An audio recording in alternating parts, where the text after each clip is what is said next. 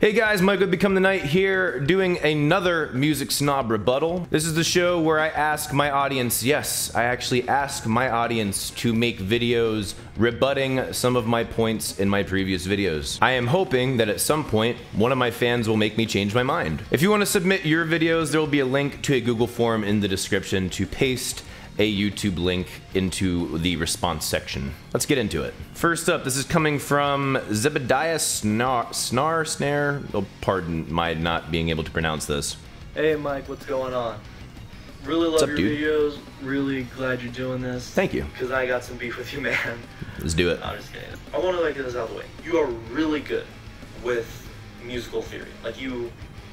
I would go to no other artists on YouTube to know more about musical theory. There's a lot of people you can go to besides me. I like to kind of make a snobby joke to some people who think that I'm actually like super knowledgeable in music theory. I've forgotten more music theory than a lot of people learn in their lifetime. Seriously, I actually did learn a lot of theory when I was in college, but I didn't use most of it, therefore there's a lot of it I didn't retain. Adam Neely does an amazing job with music theory on his channel. Rick Beato also does an amazing job with music theory on this channel. Not only that, those guys are very well versed in jazz theory, which I sadly am very lacking in. And just so we're clear, music theory isn't like how well you know music, it's just using English jargon and terminology to kind of boil down explaining a sound that you hear musically through a couple of short words, almost like nicknames, if you will. But anyway, let's get back to it. Two things you really lack in,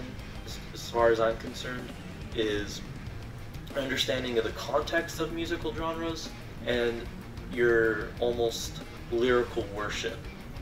Now, interestingly enough, I typically have a decent amount of idea of the context, I just don't give a shit about it. A lot of people try to bring this point up anytime I'm talking about black metal. Granted, yeah, I don't know everything there is to know about black metal. Obviously, I'll be the first to say that. But at the same point, I know enough of the context of it to understand why even bringing the music into the context of the genre is still like, well, I mean, it's still crap, right?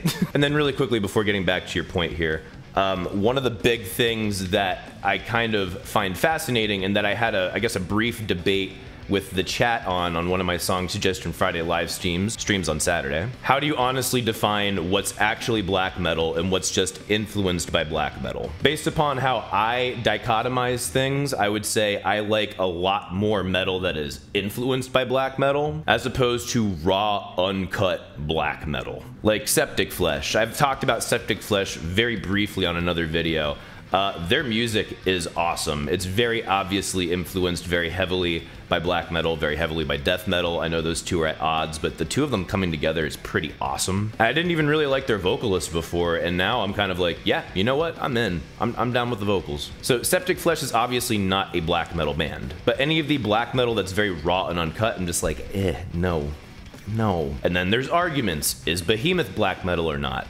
Half the comment section's gonna be like, of course they're not. The other half of the comment section is going to be like, of course they are. And then you get into the argument of why is it important to dichotomize these things? Can't we all just listen to music? Specifically for the argument that he's making here, context. Now, I will definitely say there are a number of videos I could have done better research on the context of what's happening outside of the musical or even lyrical elements to better appreciate and understand it. I'll be more than happy to admit that. Yeah, specifically when it comes to black metal or punk rock, I know enough context to know that it's probably shit still. One thing you have to understand about genres you may not like, such as punk or black metal, is the context towards a lot of things. You did kind of bring up the context of black metal in your most recent musical rebuttal, but something that you also did kind of tie into was how you didn't like punk, because as you described was only just rebelling against the normies, which is kind of true on the surface level, but when you really get into it,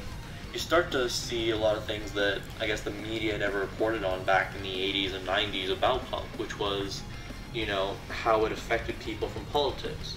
You know, you had left-wing punk, which is very much standing up for minorities, LGBT, all the, you know, more socially marginalized or oppressed groups as they saw it.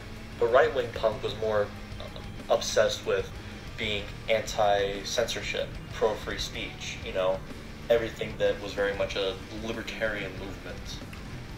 Yeah, possibly. I guess the thing I'm trying to mull over here is just how big was this quote-unquote right-wing, which I don't really think that's the proper way of expressing it, but right-wing movement of punk. Because from pretty much everything I can see, the punk movement was always very left liberal leaning. I mean liberal in the actual classical context. Which, by the way, this has next to nothing to do with my enjoyment of the sounds that come out of it or not. From my understanding of punk, it is very broadly a left populist movement. In the UK, there was a lot of economic hardship happening during the 70s, if I believe that's correct. And punk rose up as a backlash against the establishment that was like, both musically and also on the surface, very polished, very clean, very fun and happy and dancing and da-da-da. And also at the same time, a backlash against prog rock. It was kind of their way of expressing their dissatisfaction with their current living standards, and other people trying to pretend that that didn't exist pissed them off a bit. So yeah, I can definitely understand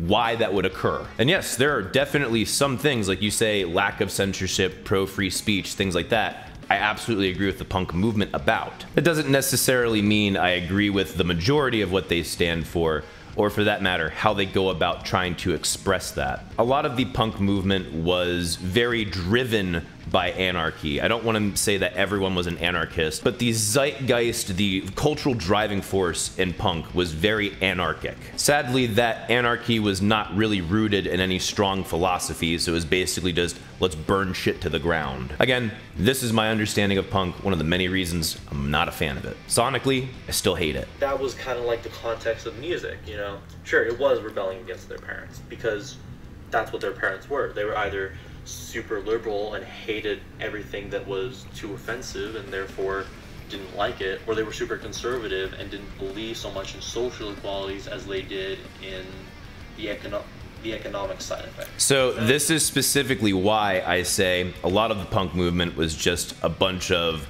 pulling in kids who were kind of outcast and didn't feel like they fit anywhere. All of this anarchy and stuff that I was just describing gives a certain carnal satisfaction to see something destroyed. Sure, they're fighting for free speech and against censorship. Why are they fighting for these things? Was it more because they have actual core principles that they believe in, or more because it was against the status quo? Are they fighting for free speech, or are they fighting for the ability to fight against the status quo? There is a very strong distinction there. So that is why I boiled it down to that rather insulting broad painting of the punk movement. But let's continue. Anyway, so that's just kind of like something I think you need to put more thought into. Context, culture, and everything surrounding the music. I do. Again, there are times where I probably don't do as good of a job as I should, or there are times where I don't explain myself as elaborately as I should. But still, I do.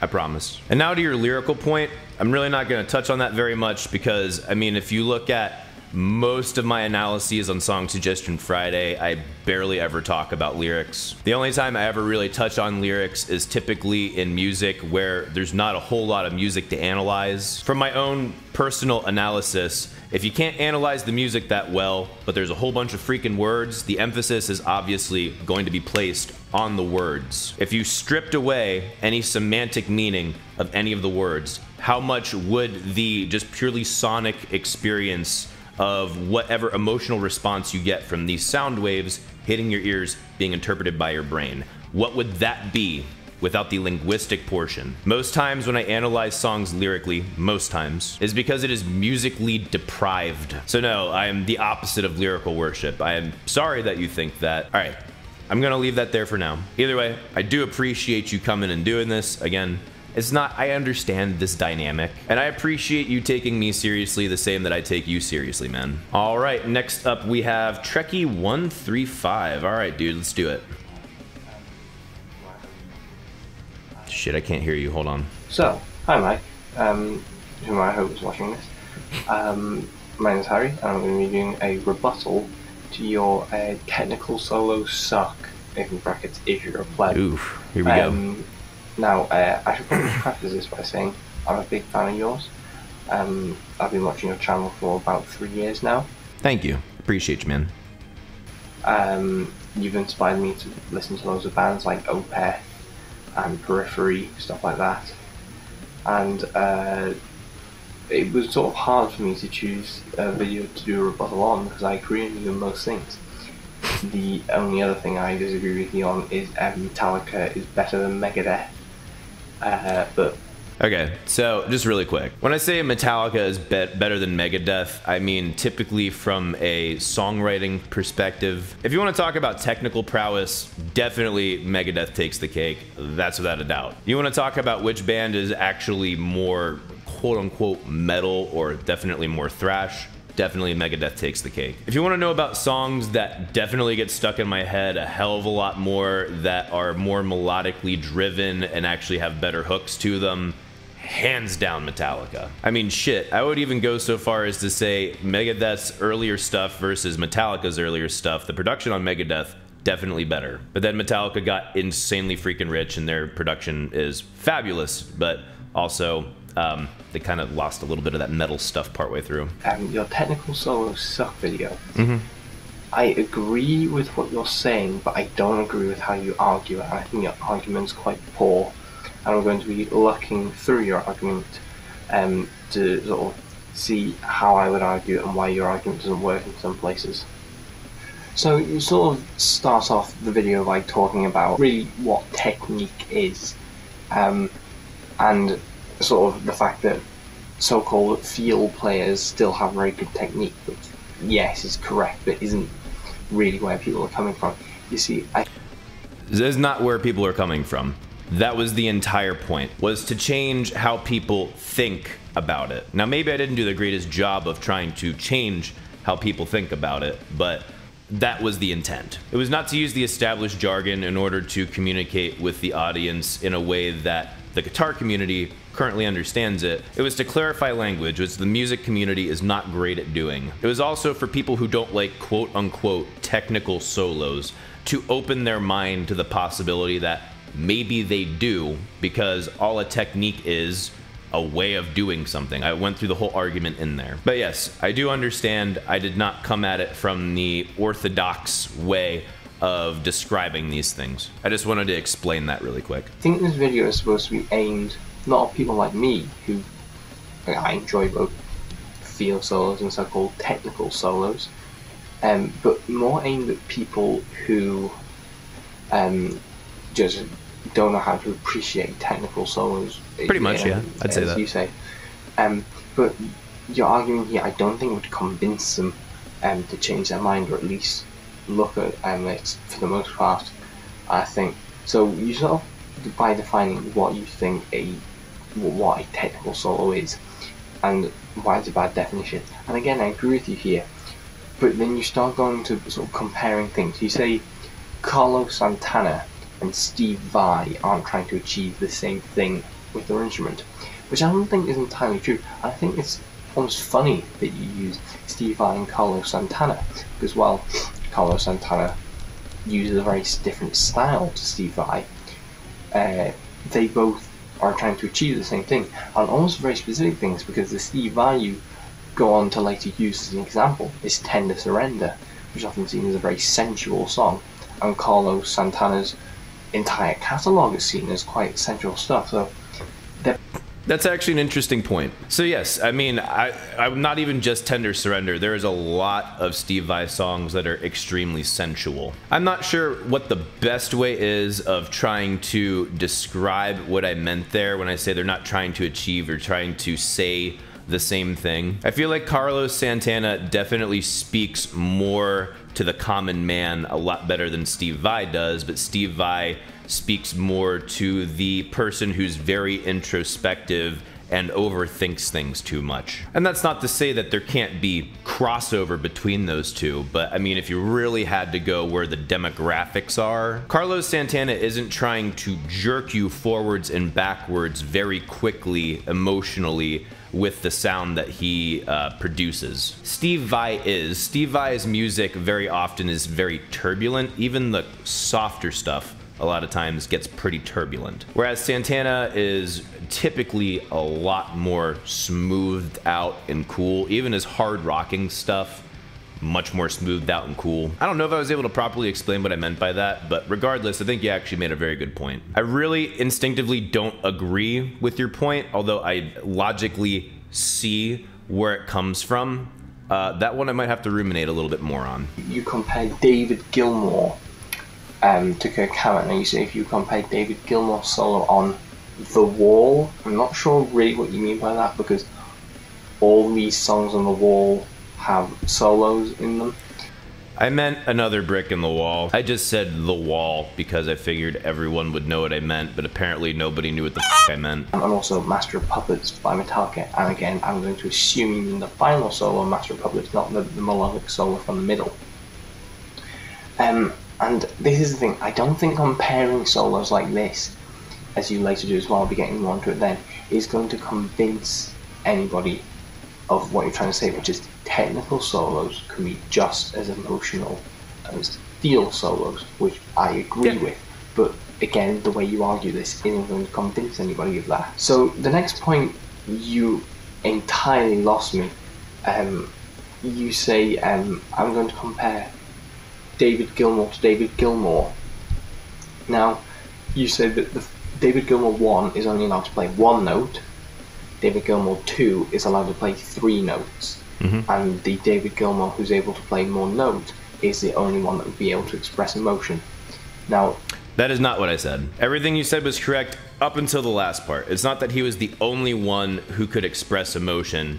It was trying to prove a point that he could express more information. If you clone a person who is a guitar player, I picked David Gilmour because people f***ing jizz to David Gilmour in the feel solo community. If the first clone of David Gilmour is only allowed to play 1 note, and the second David Gilmour can play 3 notes, the person who plays 3 notes by default has the potential to convey more information than the person who only has 1 note. That was the point of that. If you look at information as a dot matrix on a printer is the 1-note guy. You can still make a picture, but it's a lower resolution picture. The dot matrix that is converted into pixels on a flat screen television is a much higher resolution picture. It's not that one doesn't convey emotion or one does, it's that there is the potential to have a higher resolution picture of the emotion being conveyed. Potential. People love to argue that David Gilmour can do more with 1 note than almost anyone or everyone can do with all of the notes. Dude can maximize the potential of bending 1 note. And you know what? Props to him. But someone who has more notes at their disposal has the potential to communicate something even more sophisticated and potentially build off of this incredible foundation. I had to have it be a clone of David Gilmour so we could have no variables between the 2 guitar players. They're the exact same guitar player. So you can't be like, oh, but David Gilmour bends notes and there's so much information in the subtleties of how he bends. Yes, I agree with that. There is information in the subtlety of articulating a note. But if they're both going to be articulating literally identically, the person who has more notes is going to have the potential to convey more information. And with the ability to convey more information gives the ability to convey more detailed expression. I hope that clears that up. This is true, but I don't think, I don't see its point, I don't see its purpose within your argument. Because, yeah, I guess that you need more notes to play emotional music, but I think somebody could take that as to mean that you have to have more notes, and the more notes you have, you will have more emotion. That is not what I was trying to say. I can see how someone would interpret it that way, and to be fair, I have said things extraordinarily clearly on this channel before, and people still misinterpret me regardless. But no, that is not at all what I was trying to say. And I don't think that's your point, but the way you argue this, I felt like that was your point. It was more of a... It was more of a jab at these people who are like, oh, these people who play all of these notes have no feel, or they have no emotion or expression.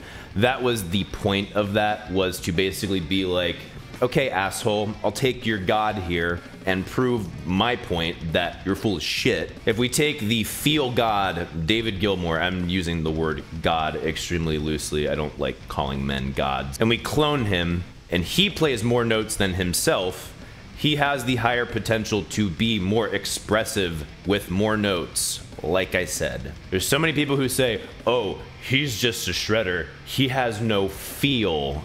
F off. By the way, not F off to you, the guy making this rebuttal, like, that's not who I'm saying F off to. But it's kind of rub it in their face a little bit. Be like, I can use your own worshipped idol against you to prove my point. All right, I think I'm done with this for now. Appreciate you rebutting, and you actually made some good points, so appreciate you, dude. All right, so usually I watch these before picking which ones I'm gonna throw into the video. This one I watched like the first minute and I was like, no, I have to do this one live because I was freaking laughing. I was like, oh no, here we go. So this one's coming on from I'm hoping I'm pronouncing this right, Dom Porcelli.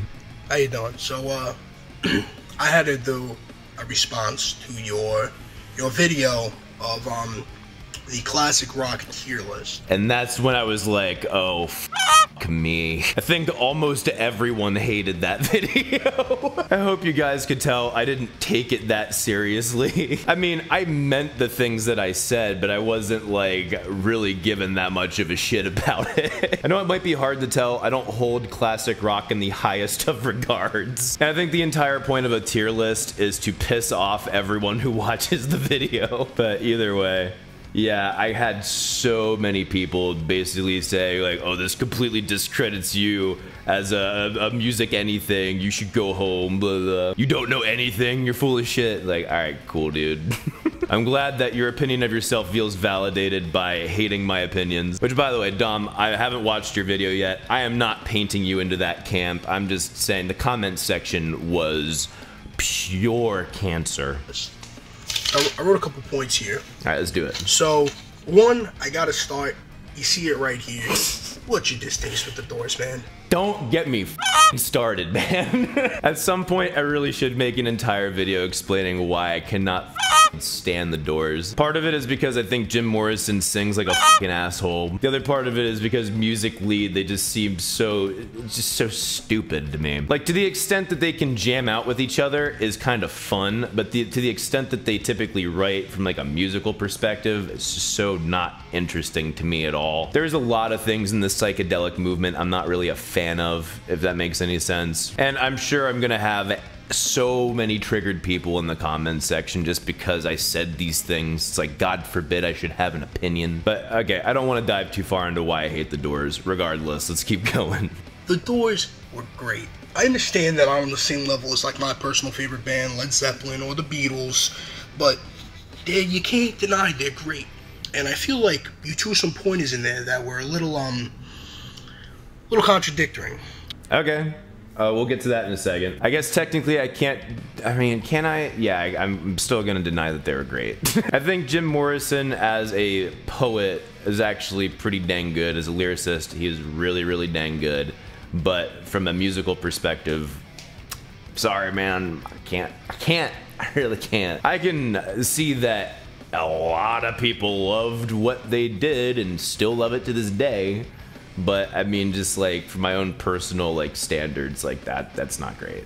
You put bands like Pink Floyd for lyricism, and but then said that the Doors were irrelevant, or even Bob Dylan were irrelevant from lyricism.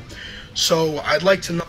Okay, so that's a fair. Oh, hold on, I'll let him finish. Know why like certain artists get that that plus to them. The Doors, I feel Jim Morrison wrote some of the defining songs of the '60s. You know. That's fair. Jim Morrison did write some of the defining songs of the 60s. It's because I almost always, and when I say this, I'm only giving myself an out just in case there is a time where this isn't the case, but I almost always judge an artist based upon what the music is well before the lyrics ever come in. First of all, F Bob Dylan. From a musical perspective, even though I don't care that much for Pink Floyd, it is demonstrable that their compositions and their production are far superior to both the Doors and Bob Dylan, which is why they get that spot up there. Or I forget who the other guy was, Led Zeppelin, I think it was. Led Zeppelin is like, in my personal opinion, the quintessential classic rock band. Like, there's nobody who is going to be the sound of classic rock more than Zeppelin, in my personal opinion. Riders on the Storm, Light My Fire. Come on, man. Come on. Touch Me. Come on. You're gonna say that's not greatness? Adding the keyboard the way they did, the organ. Okay, I will give them that. Man. The organ was was a not cool be touch. As super technically sound, but they were great. My next point was, how the heck did you put the Doors under the Grateful Dead? That's interesting. Would it make you feel better if I also put the Grateful Dead in F tier? No, there's actually some Grateful Dead songs that I do enjoy. That's the thing. I can't think of a single Doors song that I actually enjoy. Riders on the Storm, I like Snoop Dogg's remake of it far better than the original. Holy moly. But yeah, like, I seriously cannot think of one Doors song I honestly enjoy listening to. And I can actually think of some Grateful Dead songs I enjoy listening to. So that would be my personal reasoning. But you're gonna tell me the Grateful Dead in a tier list are better than the Doors? You say the Doors aren't talented. You listen to the damn Grateful Dead? Come on. That's fair. Yeah, the Doors at least put, like, hits. Top-selling hits, you know what I mean? What the Grateful Dead, what do they do? Yeah, that's the definition of stoner music, you know what I mean?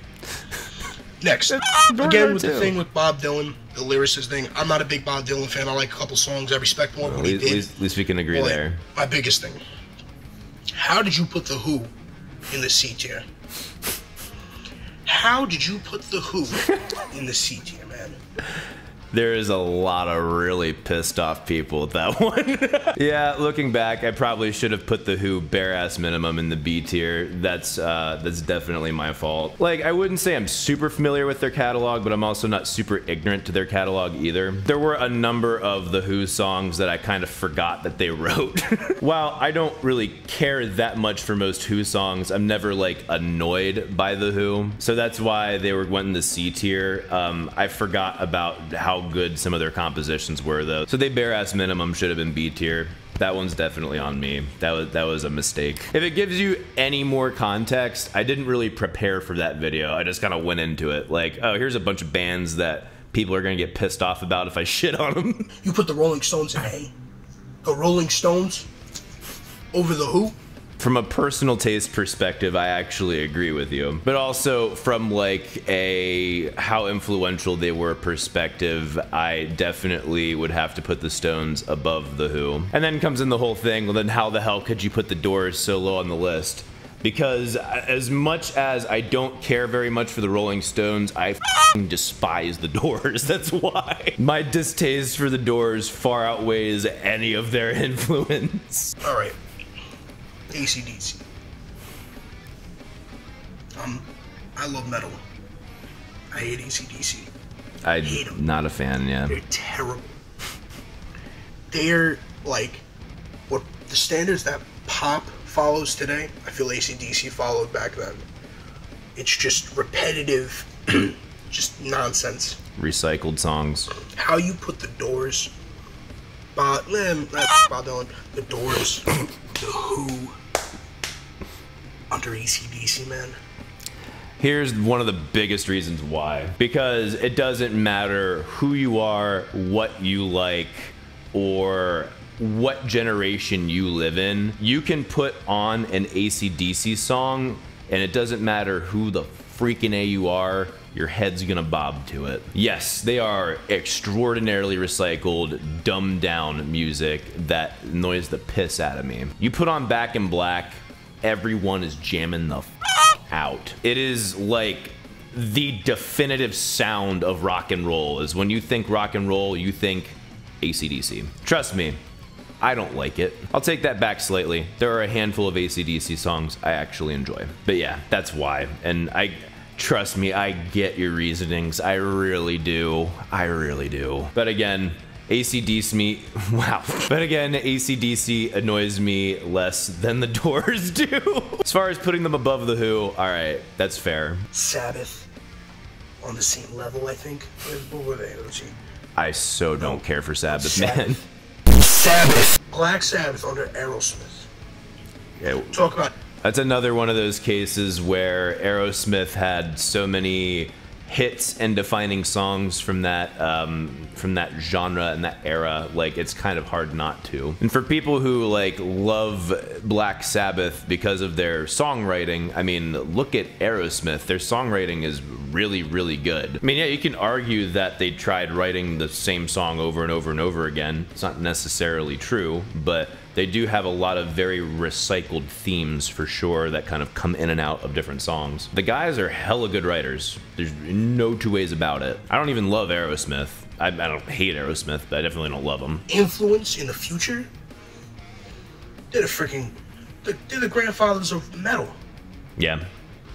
I mean, you know, like, come on.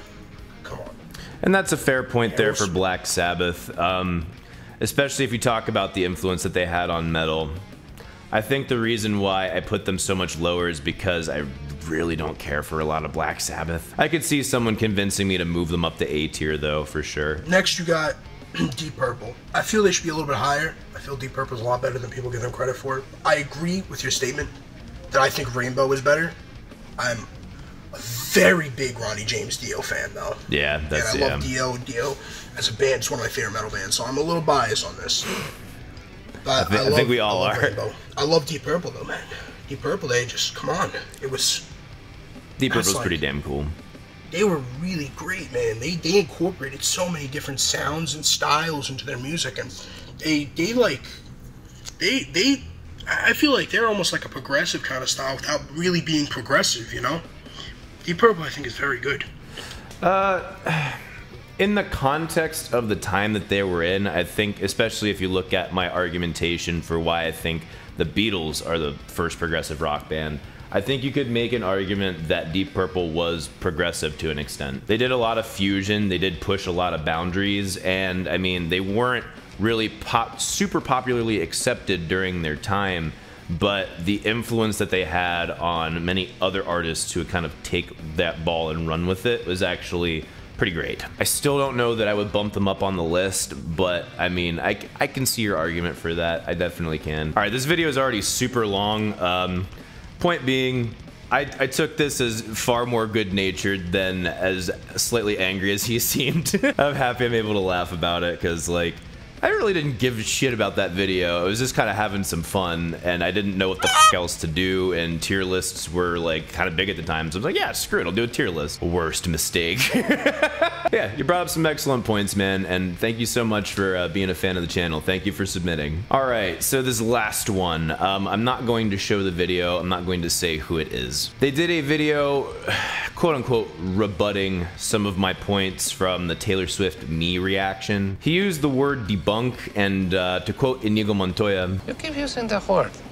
I don't think it means what you think it means." He did a lot more calling out and complaining about me in this video and my other reaction videos than he did actually making a whole bunch of substantive points, but I will try to go through those one at a time. He also lobs a number of ad hominems at me, which that's fair play. I do that in a lot of my reaction videos as well, and I think he was trying to prove a point. One of the big reasons why I won't be featuring his video is because if I did, I would probably have to, I could make an entire video ripping him to shreds. But what does that accomplish? He doesn't have very many subscribers, and would I really be doing it because he should be ripped to shreds or because I'm pissed off? There are actually some valid concerns in his video that should be addressed, so I will address them here. So one of the things he talks about is I'm just really pissed off and I'm not making a whole bunch of actual points. I'm just kind of complaining and yelling about stuff that doesn't make any sense. I can see why you would feel that way about this particular video. Also saying like I'm drunk all the time and I'm an alcoholic and blah blah blah. Look, you don't even have 100 subscribers, and that is not meant to be a put down or look how much better I am than you. It's to say you don't understand the pressures of being a YouTube creator. I'm not using that as an excuse. I'm saying that for a frame of reference, you don't understand what it means to have 2 videos every week that don't suck. Taylor Swift Me reaction is one of those videos. Following the great success of me absolutely trouncing Cardi B, I was like, you know who deserves it next? Taylor Swift. Her music video is on the trending tab. May as well try and go for it. Yeah, it was a video for me trying to get some views. Absolutely. Am I saying that was the right thing? No. I'm not saying that at all. But sometimes creatively you have to bite the bullet so that you can actually get some engagement on your channel. Now, my original video was much less caustic, which wasn't able to be seen by anyone, which if you remember the context of the video, I don't remember if you do or not, that would be why I was drinking during the day. My channel is having a little bit of growth problems. I was hoping that this video would give it a little bit of a kick, a little bit of nitrous, so then I could do some more stuff that I actually care about. And suddenly, my video is blocked. I'm just like, welp, what the f do I do now? Again, from your perspective, maybe just be like, oh, just make another video. You really don't get how YouTube works. I'm definitely not saying it was the best decision. Definitely not. I'm also not saying that I didn't agree with anything I was saying in this video, which we're going to be diving into here. But yeah, that's why I kept doing reaction videos for a long time, is because that's what people wanted to see. I have now successfully transitioned myself out of that crap, and I'm so freaking happy to be free of it. Now I can talk about things I want to talk about. People will watch it. It's quite nice. So he goes on to point out instances where I say that Taylor Swift is a raging bitch and a not very good person and blah blah blah, and I don't provide any evidence for it. While he's correct that I don't supply any real evidence for it in this video, this comes from not just her public persona, but from the fact that I live in Nashville, where she has grown up most of her life and still lives. I have friends who actually work for Big Machine Records who know her to a certain degree. I have friends of mine who actually grew up with her in high school, and my honest take on her is that she was a very confused child and didn't really get out of that confused child stage. Now, the comment section in that video did a good job of saying, hey Mike, I don't think you've kept up with Taylor Swift in a while. She has changed significantly. And to that, I agree.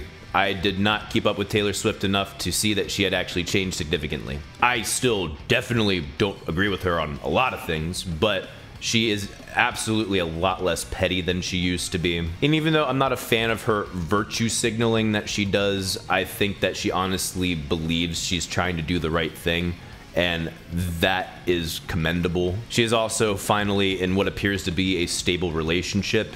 Excellent, and I am very happy for her. But just for the record, I wasn't just calling her a bitch for the sake of calling her a bitch. I have some verified contacts who, granted, I'm taking their word for it, but, you know, enough stories that all kind of say the same thing, you start to build an aggregate of the information that you're given. And to answer your question, no. I can't tell you who these people are. People might actually be fired if I reveal that type of information. You can choose to trust me or not, it's whatever.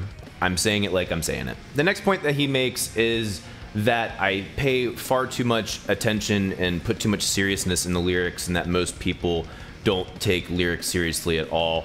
And he doesn't realize that that actually makes my point. To quote Red Letter Media, some so subtle you might not have even noticed, but your brain did. Information that is conveyed doesn't always have to be acknowledged as accepted by the recipient. Do yourself a favor and look up subliminal messaging. When our young people are bombarded by a culture that is extraordinarily egocentric, with the not completely fulfilled nihilist sentiments of this very disturbing outgrowth of capitalism that is very corporatist and very consumerist, you have a very dangerous, toxic cocktail for society. Whether or not any of these people acknowledge the words that they are listening to, they are still listening to them. You will cooperate with the state for the good of the state and your own survival. You will confess to the crimes of which you have been accused. You will be released and return to society a productive citizen if you cooperate. Resistance will be punished. Cooperation will be rewarded. Good night. I'll see you in the morning. You will cooperate with the state for the good of the state and your own survival. And yes, the whole thing with the puppies and the kids and everything, it was really more of a humorous thing than anything else. But even then, there is actual symbolism there. The analysis does not come down to how Taylor Swift demands we interpret her art. It is to the person to interpret themselves. But when you scream about me over and over again, It's kind of hard to miss that one. So yeah, I really don't like that video that I did. As a matter of fact, I felt really bad about it afterwards for a few days. By the way, hashtag suck my ass UMG. And to an extent, I can understand why he would lob ad hominems at me. But at the same time, there is a very strong distinction between my video and his video. People can see my face. I don't cover up my identity, and I don't wear a freaking bandana around my face like an Antifa wannabe. So when I tell someone to go fuck themselves, it's me saying it to them. That also means that I take personal risk for the things that I say. I have had people wish me death in the comments section, which was actually, like, if you read some of them, pretty disturbing shit. I have had a Taylor Swift fan go publish my P.O. box number that's in the description of all of my videos, but she did it telling people to, quote, send me stuff. Thankfully, the person that did that did not have much of an online following. Yeah, you don't run that risk. And frankly, until you actually learn how to properly use the term pseudo-intellectual, I would think that you probably shouldn't take that risk. So that is it for the Music Snob rebuttals. If you have anything that you disagree with me on, you can go ahead and make your own video and submit that in the Google form in the link in the description. If you like this video, if you like what I do in this channel, please hit that like button, please comment, please share. It helps out the channel a lot. Please support me on Subscribestar. That is the only way I can keep making badass videos for you. And you can follow me on Instagram, Twitter, and Facebook at Become the Knight. Thank you guys so much for watching. See you in the next video. Rock on!